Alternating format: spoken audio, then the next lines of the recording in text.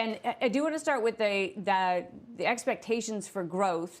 And what do you think is driving it overall? I mean, that's a relatively healthy picture given, the high degree of uncertainty out there. Yeah, well, first of all, we're optimistic, and we think that number, the 3.6 to 5.2% growth over 2019, we think is also a realistic number. We think it reflects the underlying strength in the macro economy and the strength that consumers have shown, the real resilience we've seen the consumer economy over the last 6 months, really rebounding from February, March, April, and coming back very, very strong in 6 consecutive months now of retail sales growth. Consumers are healthy overall, higher savings rates, lower debt rates, housing starts remain strong, interest rates low, gas prices low. So we're optimistic we'll see that carry through the holiday. Do you feel that there's less consumer sensitivity now to worsening virus numbers? We know virtually no one was going out and shopping in the dark days of the pandemic in March and April, but the numbers really indicate it's worse now than it was even then. But traffic is still holding up to a large extent. Yeah, I think actually it's a couple of factors at work. One, of course, and the primary among them is consumers have altered their behavior and know now and understand now how to behave safely. And retailers have really adopted incredibly sophisticated health and safety protocols. And we've seen that over the past 6 months. We've learned from experience. We've learned from each other.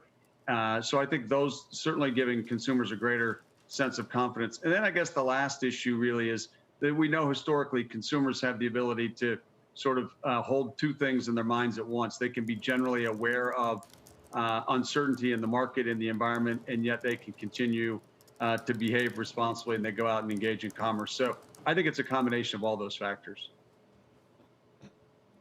One thing that seems clear, if only from the Christmas decorations that are up early this year, is that shoppers are thinking about Christmas early because of the whole stay-at-home effect, acting early.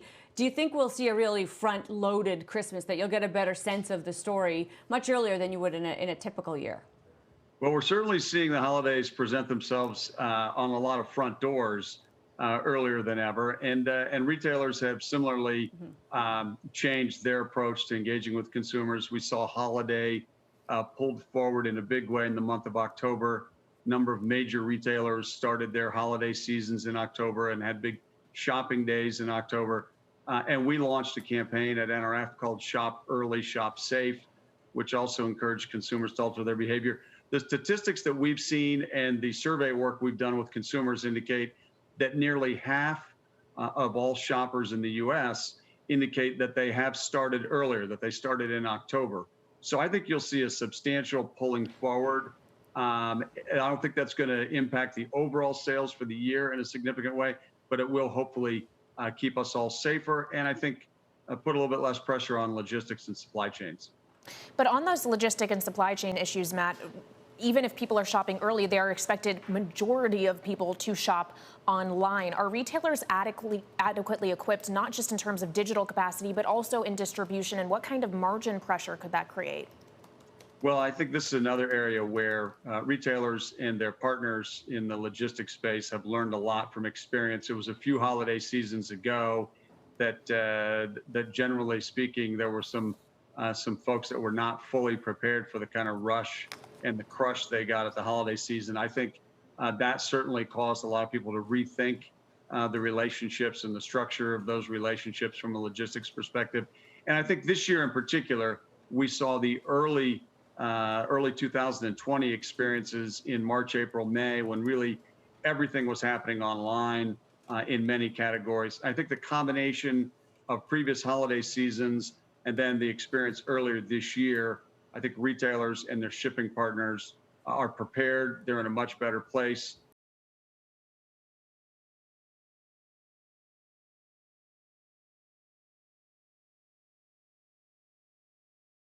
Holiday in terms of making sure those items get under the tree and the fulfillment works well. All right, and just really quickly here, how much of the trends do you think retailers will adjust to long term? Move to cyber, for instance. How much of this is with us to stay?